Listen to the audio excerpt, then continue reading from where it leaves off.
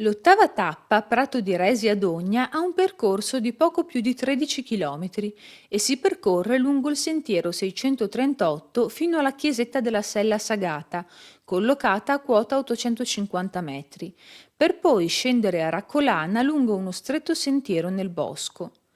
Attraversato il ponte sul Fella, si entra a Chiusaforte per proseguire per qualche chilometro fino ad Ogna lungo la statale 13.